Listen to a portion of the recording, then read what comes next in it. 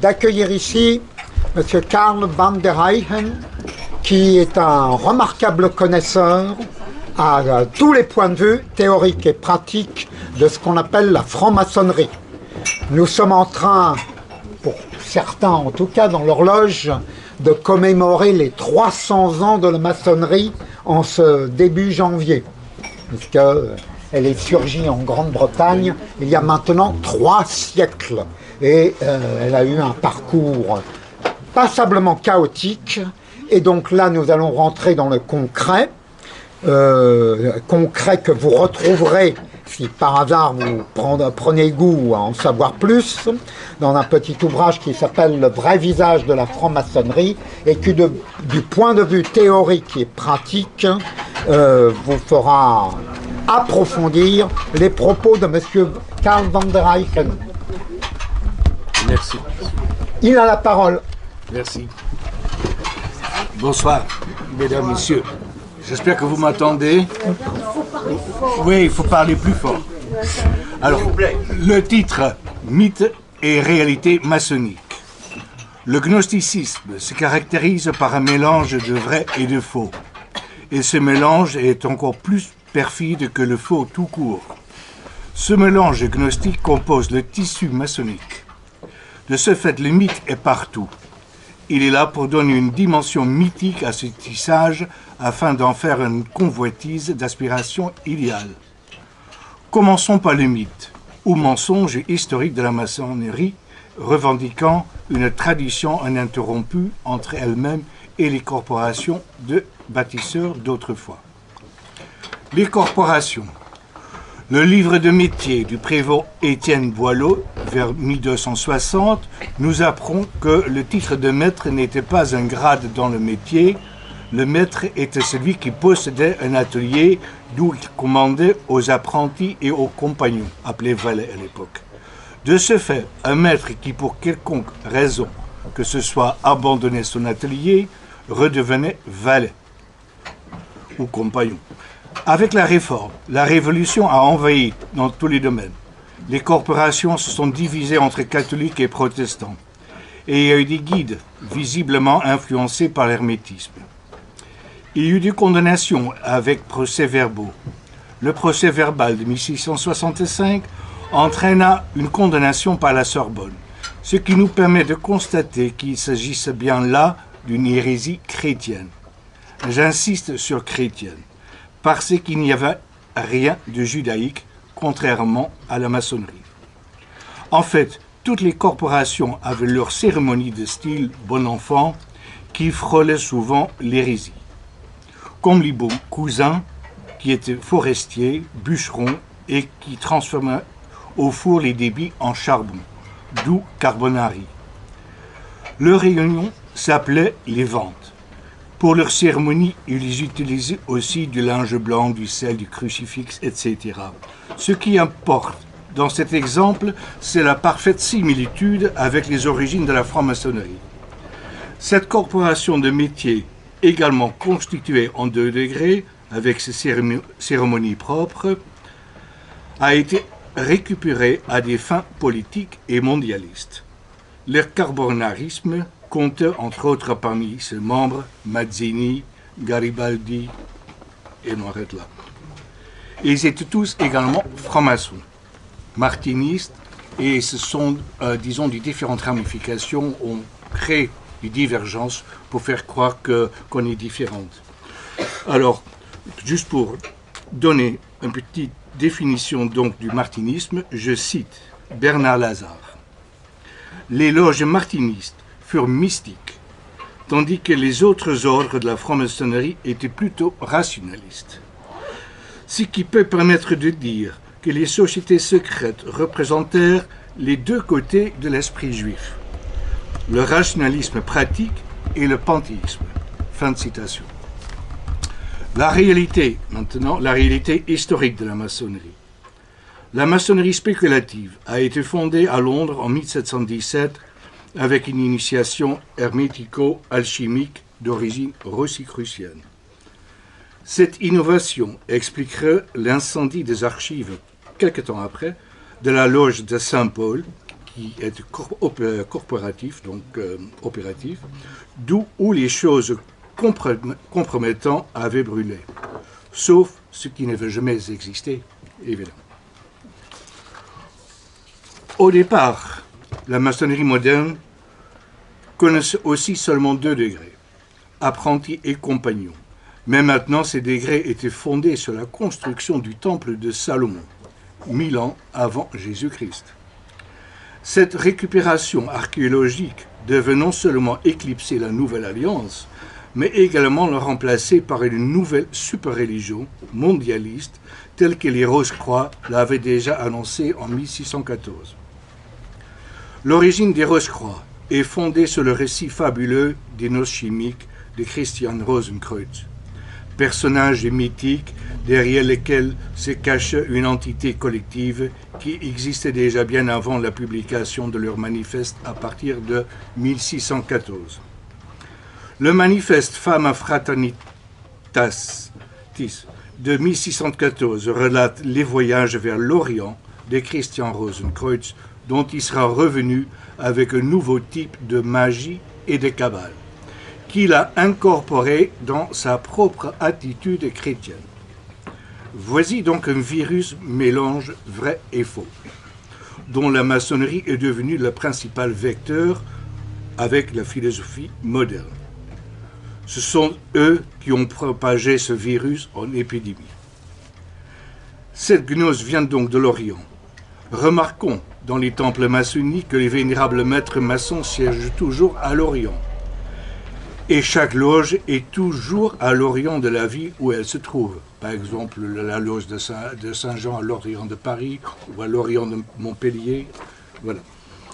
Il n'est pas possible, dans le cadre de cette conférence, de s'étendre sur la filiation rosicrucienne. Parmi les maillons de cette chaîne, nous rencontrons par exemple Robert Flood en 1570-1616, Elias Ashmole 1617-1692, et je vais arrêter là. Mais en plus et surtout, il y a des écrits qui attestent formellement du lien entre le rosicrucianisme et la maçonnerie. Un poème publié à Édimbourg en 1638 dit, je cite, « Nous sommes frères de la Rose-Croix, nous avons le mot maçonnique et la seconde vue, et nous pouvons prédire à l'avance les choses à venir. » Fin de citation. Il y a encore autre chose, un pamphlet maçonnique de 1676 qui dit, je cite, « Nous avertissons que la cabale moderne au ruban vert, avec l'ancienne fraternité de la Rose-Croix, les adeptes hermétiques et la compagnie des maçons, acceptés, se proposent de dîner ensemble le 31 novembre prochain. Et vous êtes priés d'apporter des lunettes, car autrement les dites sociétés rendront, comme d'habitude, leur apparence invisible. » Fin de citation. Avec ce texte, nous savons aussi à qui nous avons affaire, parce qu'être invisible ou masqué est spécifiquement satanique. Passons au temple de Salomon, qui est un recyclage de l'Ancienne Alliance. Avant la Réforme, tous les bâtisseurs étaient catholiques. Le temple de Salomon est réapparu à l'époque de la Réforme avec Francis Bacon, né 1561, mort 1626, dans son roman utopiste et rosicrucien, La Nouvelle Atlantide. Bacon présente le temple également comme une maison de la science, concept qui va inspirer la création de la Royal Society en 1660, dans lequel quelques invisibles destinent ce temple à un avenir planétaire. Les compagnonnages ont maintenant aussi leur temple de Salomon. Il suffit d'aller au musée de compagnonnage, mais il faut savoir que celui-ci fut introduit au XIXe siècle sous l'influence de la maçonnerie. Et avant tout, il est impensable que le catholicisme ait continué d'honorer le temple de Salomon, puisque l'ancien pacte est mort depuis que le voile du temple se déchira de haut en bas. Passons maintenant à l'autre aspect, la maçonnerie et les Old Charges. À partir de 1723, donc 6 ans après la création, par le réseau maritime anglais, la maçonnerie se répandit sur tous les continents. Elle sera accueillie partout comme une doctrine de la liberté contraire à tout dogme. Autrement dit, c'est anti-catholique. Avec les constitutions de 1723, la maçonnerie va s'emparer des anciens devoirs, qu'on appelle donc les Old Charges. Ce sont des textes anciens d'origine corporative, comme le Regius, le Cook, qui datent respectivement de 1390-1410. Ces manuscrits nous apprennent aussi que certains bâtisseurs faisaient l'éloge à cette époque déjà du néoplatonisme mêlé de néopaganisme. Il n'est pas à exclure que ce penchant intellectuel ait joué un rôle dans l'acceptation des non-maçons comme des Rose-Croix, d'où vient d'ailleurs le terme maçon accepté. La maçonnerie avait besoin de preuves, entre guillemets, attestant la continuité de leur tradition ésotérique avec les bâtisseurs corporatifs. Puisque tout était faux dès le départ, il fallait fabriquer des preuves de cette tradition chimérique. Donc, ils ont falsifié le Regius et le Cook, en y ajoutant au texte le Temple de Salomon. C'est un fait. L'émirant professeur André Cripin, ayant étudié et traduit ces manuscrits, atteste explicitement de cette tricherie en confirmant que le Temple de Salomon ne figure pas dans les premières versions de ces manuscrits. Le troisième degré, le maître maçon, n'existe pas avant les constitutions de 1723 et son origine reste toujours inexpliquée pour les historiens. L'apparition de ce nouveau degré était attribuée à l'écossisme, lié à la dynastie des Stuarts, comme on dit en français, les Stuarts. Okay. Et les Stuarts ou Stuarts ont été catholiques. On peut mettre des guillemets si on veut. Cette mise en avant des Stuarts, aussi appelés jacobites à cause de Jacques II, mais je maintiens le terme Stuart, cette mise en avant des Stuarts n'avait d'autre but que d'appâter les catholiques français pour rejoindre la maçonnerie. Dans la série de tours de passe-passe, c'est en France qu'est apparu le troisième degré, dit écossais, et non en Angleterre, le pays mère de la maçonnerie. Le troisième degré est arrivé quelques décennies plus tard en Angleterre afin de faire passer l'existence du troisième degré. Afin de faire passer l'existence du troisième degré, les Anglais ont créé un faux conflit. Encore une pseudo-opposition. Cette fois-ci entre les anciens Irlandais et les modernes Londoniens. Les anciens prétendaient pratiquer la vraie maçonnerie en s'appuyant sur un texte intitulé Ahriman Rezon, texte rempli de prières talmudiques. Passons. D'une manière plus générale, c'est-à-dire même au-delà de la pseudo-division stuartiste et hanovrien, donc Hanovre, c'est la maison donc orange, donc écrit en 1717 bien sûr, toutes les obédiences ont non seulement en commun la même origine, celle de 1717, mais poursuivent toutes également la même finalité, malgré leurs prétentions distinctes. Maintenant, la maison des Stuarts, utilisée comme couverture. Les Stuarts régnèrent sur l'Écosse depuis 1371, après aussi simultanément sur l'Angleterre, avec un petit intervalle à cause de Cromwell vers 1650-1649, et ils sont revenus au pouvoir jusqu'en 1688. C'est là où Guillaume d'Orange, de la maison de Hanovre, est venu au pouvoir. Ça, c'est le triomphe du capitalisme. Après Cromwell, en 1660, les Stuarts reviennent avec Charles II. Ce roi œuvre pour la réhabilitation du catholicisme, mais curieusement, donne sa fille Marie au protestant Guillaume d'Orange. Le moins qu'on puisse dire, c'est que cet acte n'était pas catholique. Donc, dans quelle mesure les Stuarts l'étaient-ils? Quand Guillaume d'Orange arrive au pouvoir, ce sont les Stuarts, dits catholiques, qui promettent tout aux protestants pour reconquérir leur trône. Et parallèlement, les protestants hanovriens promettent tout aux non-conformistes.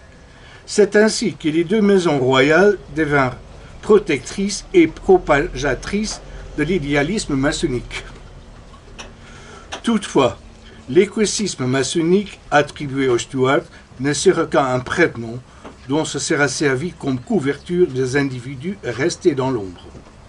Le Ligou, dictionnaire de référence, dit, je cite, « De nombreux historiens estiment qu'aucun des Stuarts n'appartint à la fraternité, mais le rôle légendaire de cette famille est important.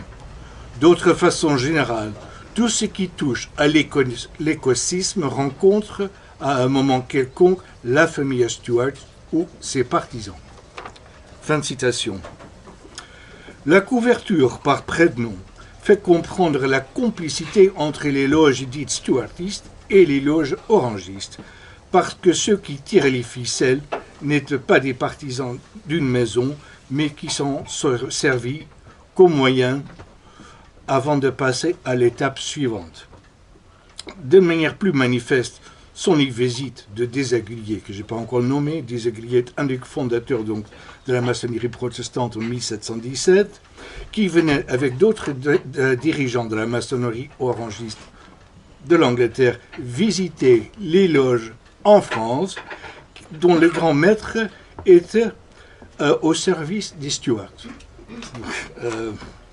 Donc, la pseudo-opposition est une recette tactique qui a fait pleinement ses preuves, et ça continue encore de nos jours. Maintenant, passons au chevalier de Ramsay, mythe et mystère. Né en Écosse en 1186, mort en 1743 à Saint-Germain-en-Laye. Son père était calviniste, sa mère anglicane. Fils d'un boulanger selon les uns, d'une grande famille noble selon les autres. Il y a du choix. Il fit ses études de théologie en Angleterre, mais ensuite il passait des années auprès de Fénelon et Madame Guyon pour la pratique du quiétisme, qui se passe expressément de la théologie et même de la raison. D'ailleurs, le quiétisme a été condamné par l'Église.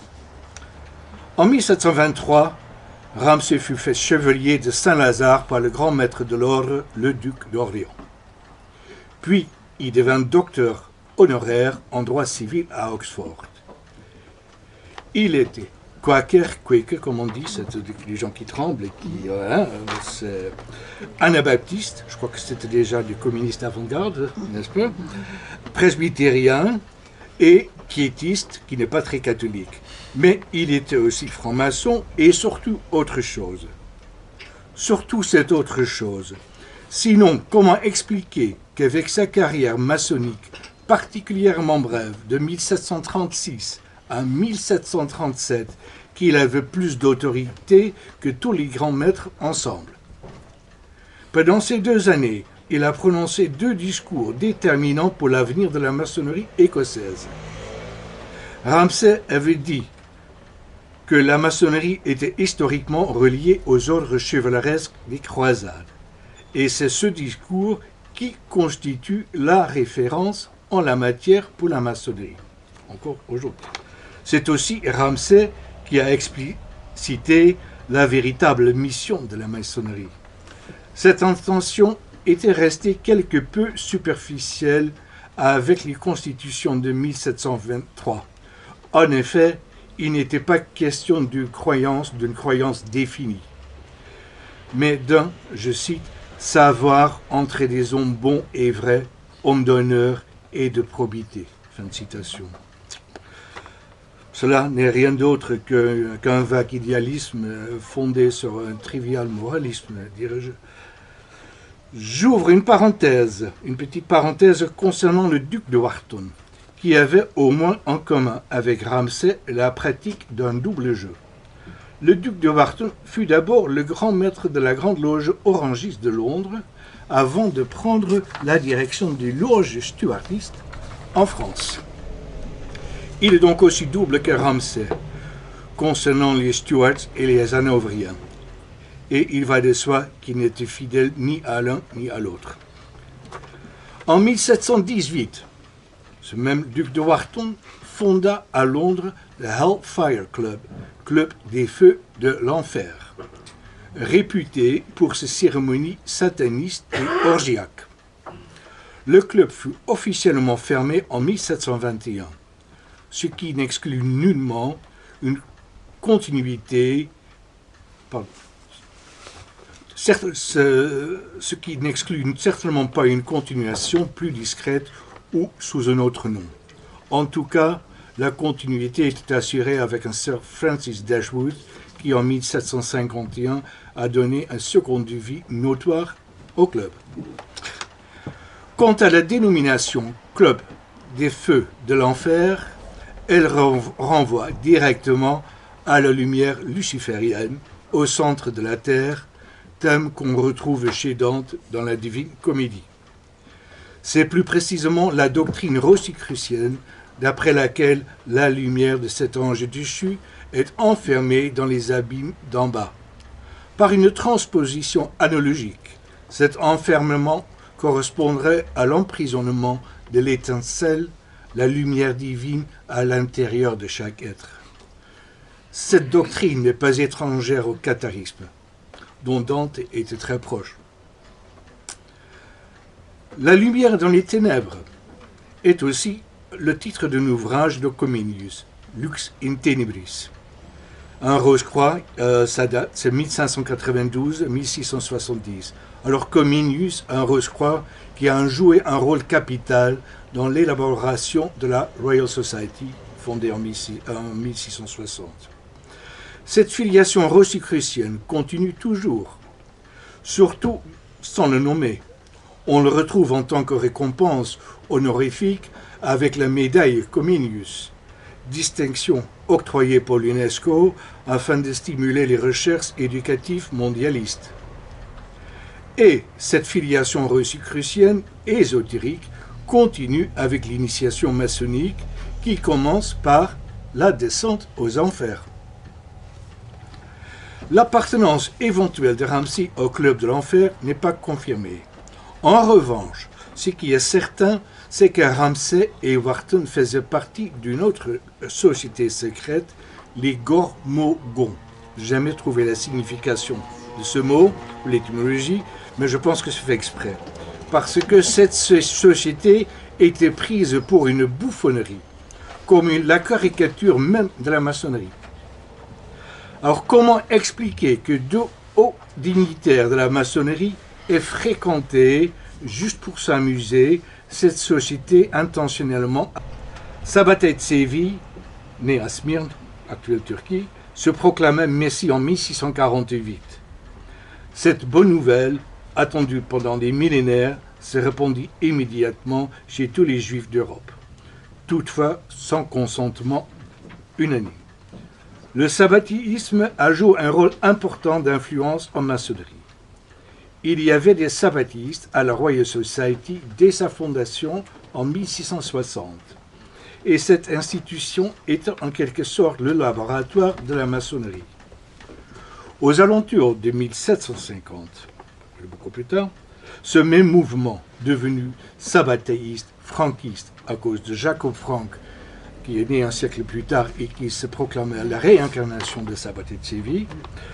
Donc, je reprends le même mouvement devenu sabbatéiste franquiste, a également joué un rôle très important dans la formation des hauts grades maçonniques, en particulier la maçonnerie égyptienne.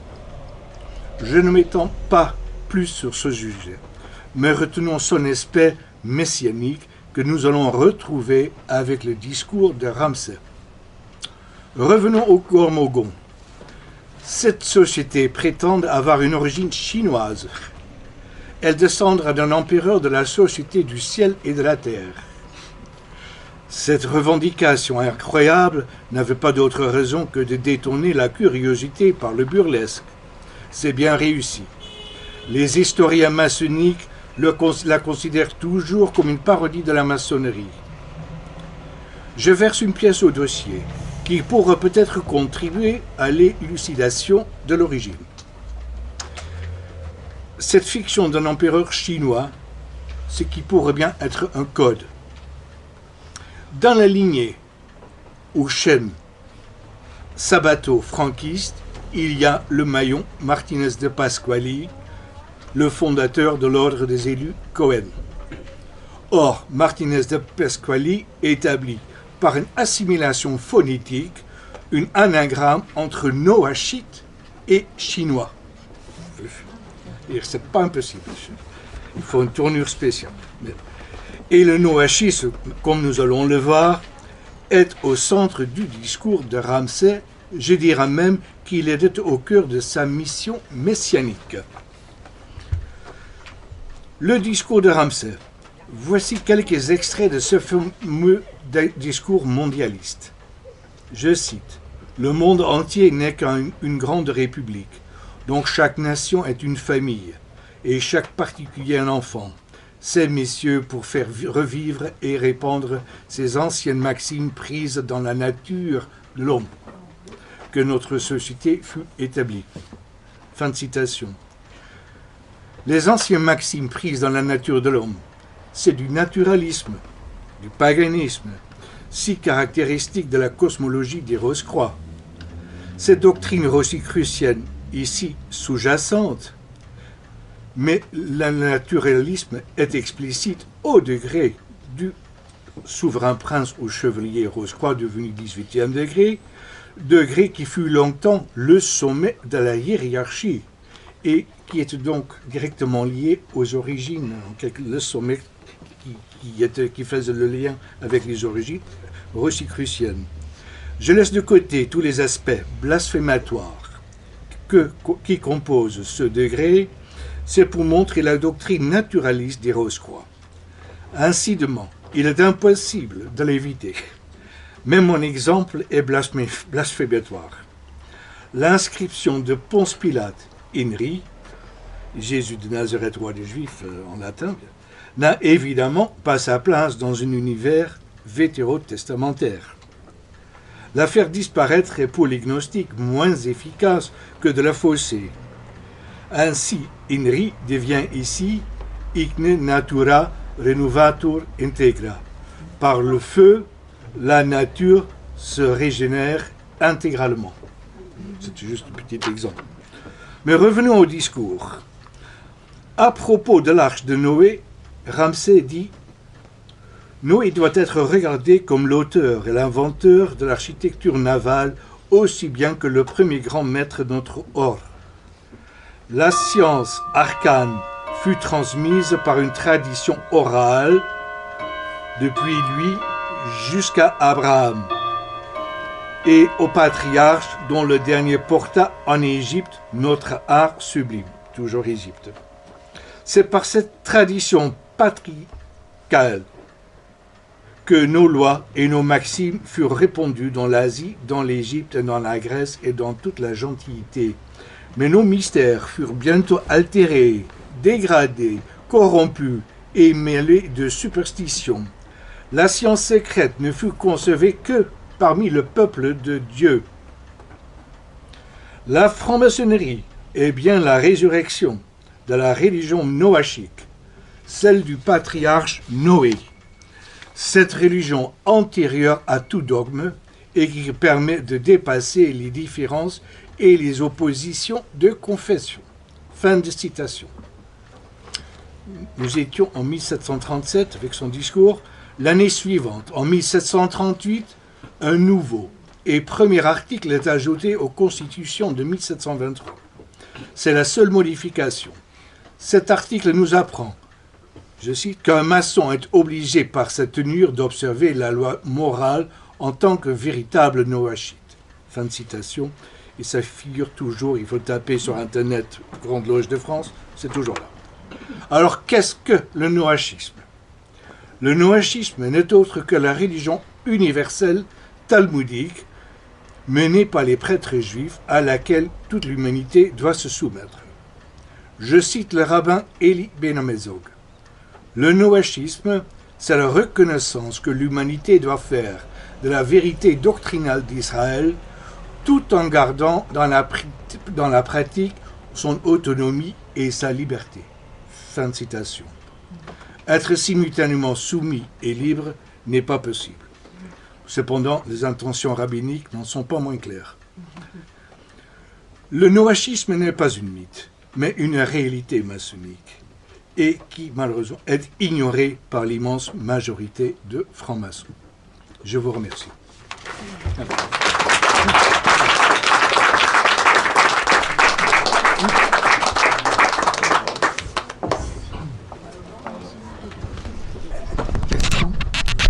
Je ne sais pas. Question précisément souhaitée? Non. On doit se remettre du choc. Ah bon? Apparemment. Il n'y a pas de questions? Alors, s'il n'y a pas de questions, je tiens à remercier le conférencier pour son exposé et rappeler un point. L'incompatibilité radicale de la foi chrétienne avec la maçonnerie. Pour le maçon, la vérité se cherche, se construit. C'est le refus de l'ordre naturel. Et le deuxième motif des condamnations des papes au XVIIIe siècle, c'est le secret qui sape l'ordre juste, du moins des sociétés d'autrefois. Et il est bon de rappeler que si le droit canonique nouveau ne mentionne pas explicitement la condamnation de la maçonnerie, le cardinal Ratzinger a rappelé que les motivations qui avaient entraîné la condamnation de cette secte étaient toujours valables. Donc, incompatibilité radicale, refus de l'ordre naturel, et on voit bien au cours des 2 derniers siècles toutes les lois qui vont à l'encontre de cet ordre, qui ont été concoctées à l'ombre des loges. Alors, si vous n'avez pas de questions, je vous invite à prendre un petit livre qui est un bon guide, le vrai visage de la maçonnerie. Voilà. Qu'est-ce qu'il a réalisé? Ce sont 4 conférences. C'est 4 conférences, c'est un colloque. Voilà, c'est Direction de monsieur. c'est combien 8 euros. 8 euros. 8 euros, donc vous n'allez pas vous ruiner. Donc, c'est, voilà.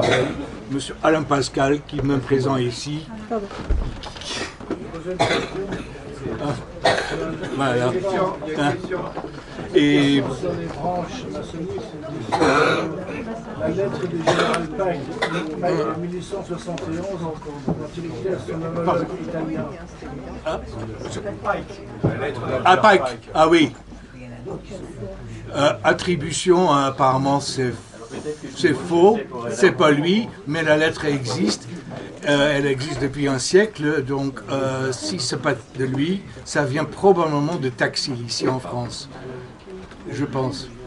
Je voulais juste ajouter quelque chose à propos de noachisme, parce que le Noach, donc on a donc l'arche, le bateau, mais il y a aussi toujours l'arc-en-ciel. Et l'arc-en-ciel qu'on le voit de plus en plus dans la rue, LGTB, etc. Hein. Quand vous ne connaissez pas les couleurs, ce sont les 6 couleurs, hein, et on les voit partout. Et ça, c'est le noachisme. Hein. D'accord? Et ici, le noachisme est devenu le 20e degré dans le système écossais ancien accepté. Et tout se passe autour donc, de Noé, mais aussi autour de la tour de Babel. Et la tour de Babel, on l'a à Strasbourg, on l'a à Évry, il y en a encore ailleurs.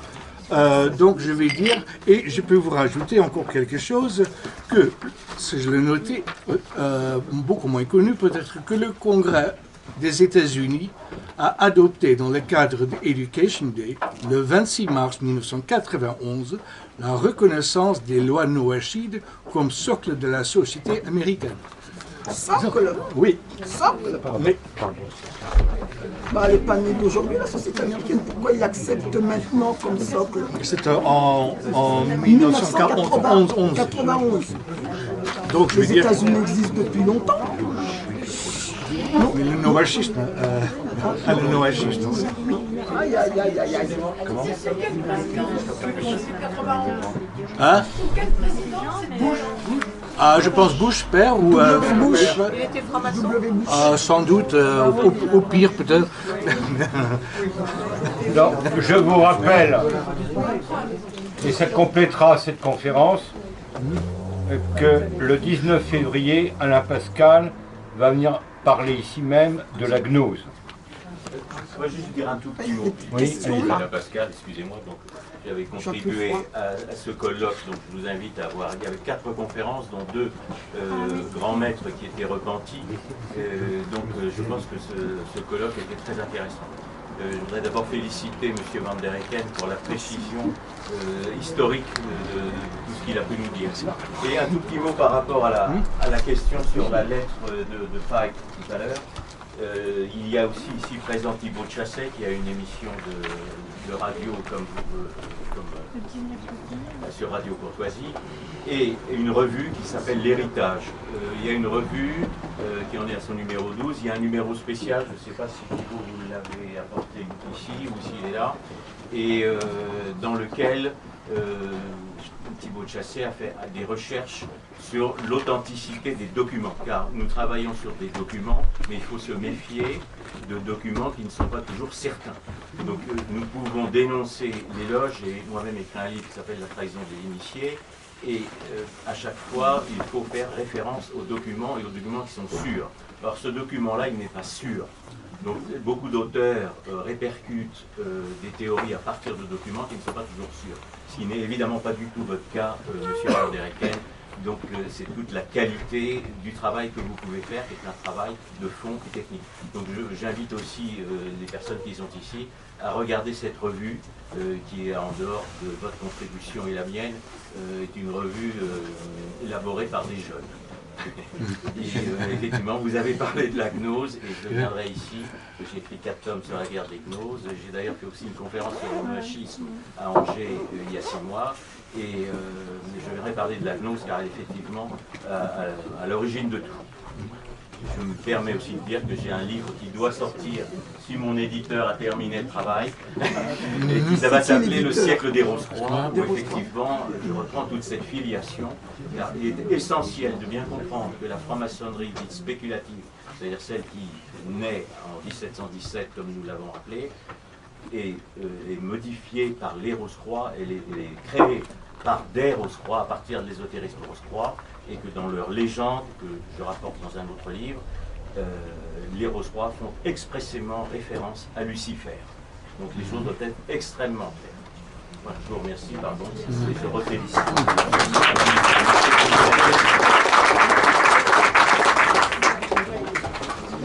Que pensez-vous de la position de Pierre Hillard sur entre guillemets, les oppositions qui se font entre les messianismes judaïques et Lubavitch d'un côté, les factions juives au regard de la franc-maçonnerie? Ça me paraît très...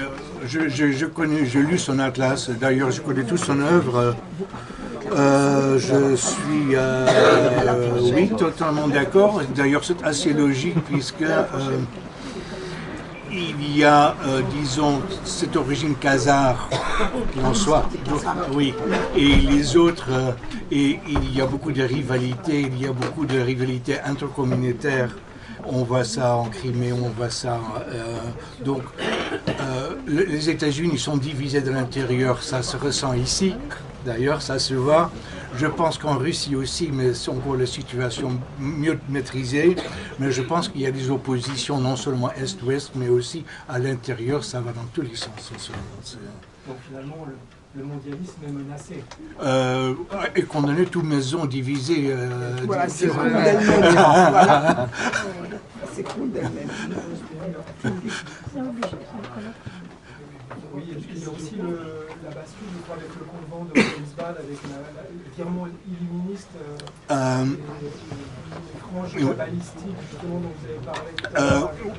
Oui, oui, non, mais je le signalais en passant. Mais il y a donc Weishaupt, dont on parle, oui, Weishaupt. Et c'est un petit peu le paratonnerre parce qu'on se focalise sur Weishaupt en disant que depuis qu'il a été démasqué, le mal a disparu et avant lui, ça n'existe pas. Le travail de Yann Assmann, je ne sais pas si vous avez vu, alors Yann Assmann, le prend comme source, sans à ses convictions, entre guillemets. Yann Assmann fait le rapport de tous les travaux de loge de la Concorde à Vienne, en disant que c'est cette loge qui a largement inspiré les mouvements illuministes dans son ensemble. Absolument, et même avant Weishaupt, il y a aussi, je le nommais, mais je ne l'ai pas développé, mais il y a Martinez de Pasquali, mais il y a surtout aussi, il ne faut pas oublier que Weishaupt, Franck et Rothschild se sont rencontrés oui, ensemble aussi. Hein. Et il y a, il y avait donc l'histoire de la maçonnerie allemande est très particulière avec la stricte observance, c'est vraiment très technique, dans lequel il y avait des supérieurs inconnus. Hein, comme, un petit peu comme les invisibles dont je parlais, voilà. Et voilà. Et ça éclatait, ou ça a pris soi-disant fin, pas vraiment, parce que c'était très inspiré aussi donc, du franquisme, qui est venu ici chez les Amis réunis à Paris. Il y a vraiment une continuité, on a changé juste l'étiquette ou le nom des loges.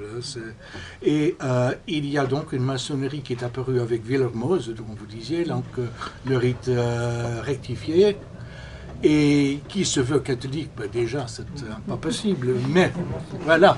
Mais c'est justement, ça fait partie des choses, donc et donc, c'est Willermoos qui a réécrit un petit peu les rituels donc, du supérieur inconnu, qu'il avait appris dans la stricte observance, et que, ou surtout des élus Cohen, c'est ça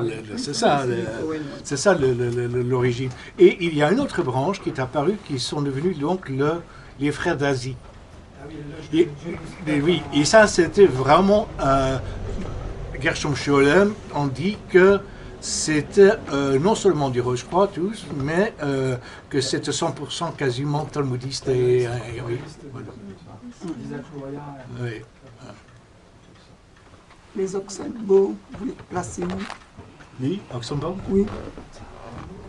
Je sais pas trop. Non, je ne peux pas vous répondre. Non. Parce que Bush et toute une grande partie des présidents qu'il y a eu faisaient tous partie de cette association des Oxenbourg. Oui. Skull and Bones, oui. J'ai voulu jouer sur les mots. Oui, mais vous voyez très bien le school et les fameux... Mais je crois que ce type d'histoire, nous, on focalisait sur Skull and Bones, sont des élus en quelque sorte, avec un avenir certain, qui font une grande école.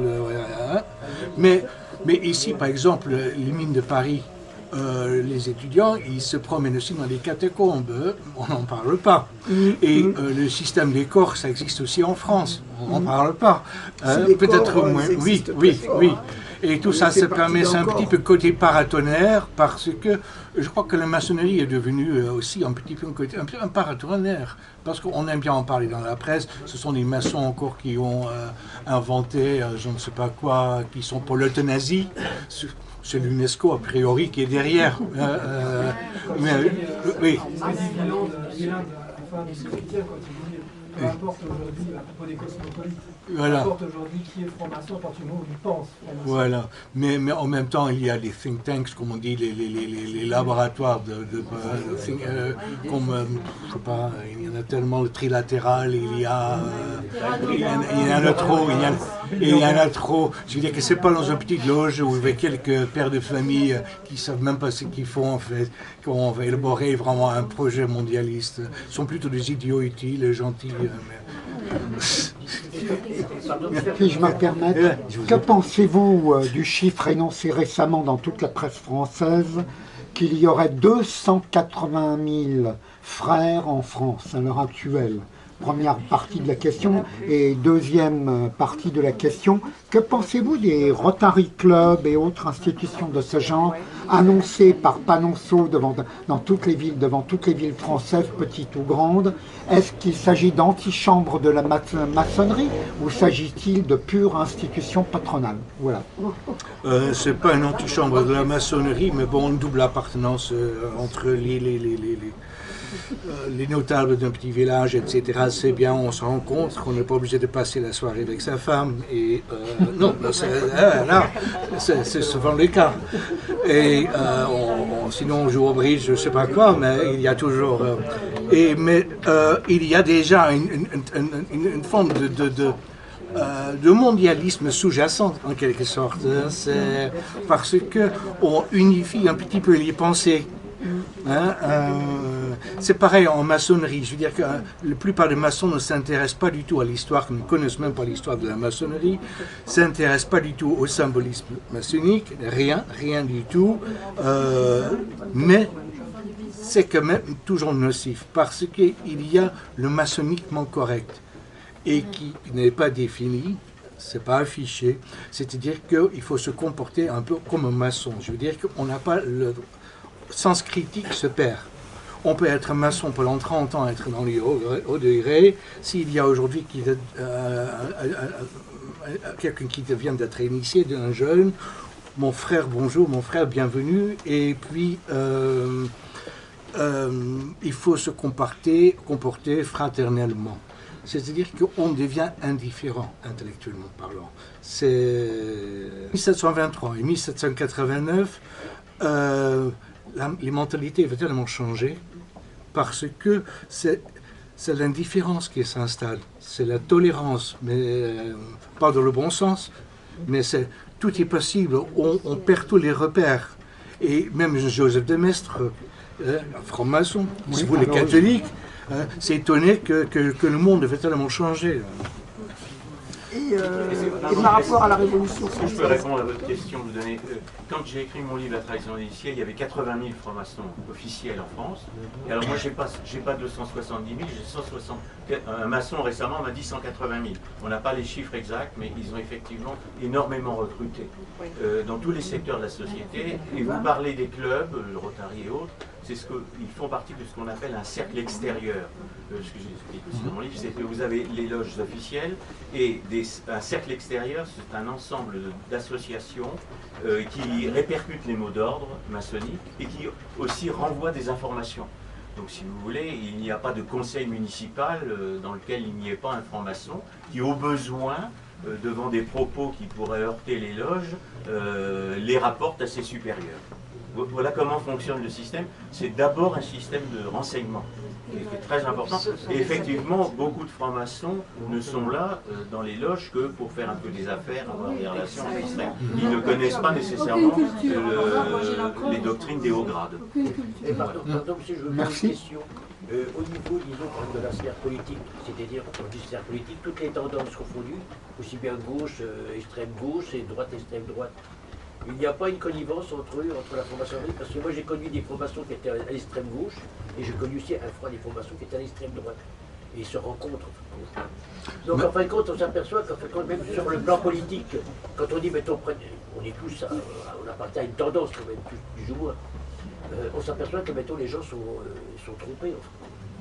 Parce qu'en fin de compte, ces gens-là qui semblent, mettons, mener un peu le monde, qui ont bien compris, en fin de compte, ils se retrouvent en disant, on les a bien possédés.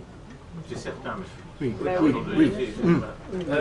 C'est Oui, moi je... Oui, il y a, bon, disons que le Grand Orient est quand même très républicain, très gauche, même avec des communistes. De gauche aussi bien de droite, c'est ça qui est... Aussi de droite, mais le Grand Loge national, par exemple, est réputé plus à droite que le Grand Orient. Mais il y en a pour tous les goûts. Et il y a une sorte de rivalité qui fait que moi je suis le vrai, et toi tu es faux. Mais on descend tous de 1717 et j'ai dit qu'on pratique les mêmes rituels. Je pense pas qu'ils s'opposent en fait. Non, ils ne s'opposent pas du Ils se tout. retrouvent en fait. Une prétention. Et d'ailleurs, je reviens à une autre. Après, je laisse la parole à d'autres personnes. C'est un sujet qui est très intéressant. Quand il y a eu comme aussi la loi, disons, qui a été votée par Madame Veil, en fin de compte, c'est pas Madame Veil qui a voté cette loi, mais sur l'avortement. Ça avait été, disons, déjà pensé par des francs-maçons, en particulier, que vous nommez, c'était M. Caillavet, en fait. Je pense à Simon. Oui, mais lui, je crois qu'il a participé. Oui, c'est plus tard, oui. En effet, Simon, c'est aussi le planning familial. Et en fin de compte, ça peut pas quand même, je trouve que c'était un scandale, et c'est mettons, une tragédie, en fait. Parce qu'on pense que tous les ans, mettons, il y a des gens, mettons, des enfants à naître qui meurent. En fait. Ah oui, ça, je le sais. Mais ça, c'est pas... Moi, je trouve ça côté, mais la maçonnerie est mondialiste, et les maçons ne le savent pas. Je veux dire que, en fait, ça émane beaucoup plus de l'UNESCO, ce genre de choses. Quand on parle, par exemple, des gays ou de mariage homosexuel, je perds un petit peu les repères, il y a peut-être 2 ans, mais c'était en Angleterre, c'était aux États-Unis et en France qu'on avait en quelque sorte imposé et que tous les 3 pays œuvrent pour légaliser ou en finir avec cette situation. On voit bien qu'il y a une uniformisation qui est dictée. Et c'est pas du tout l'initiative d'un petit maçon avec un tablier dans un trou, non.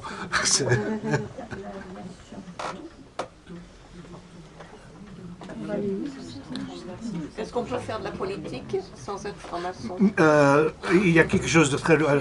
Moi j'étais à la Grande Loge de France, en fait je suis resté un petit peu à l'abri, je n'ai pas été affairiste, ça ne m'intéresse pas, je suis arrivé pas à cause des guénons, c'est une autre histoire, mais c'est-à-dire qu'on a une particularité qu'on ne se considérait pas comme les autres.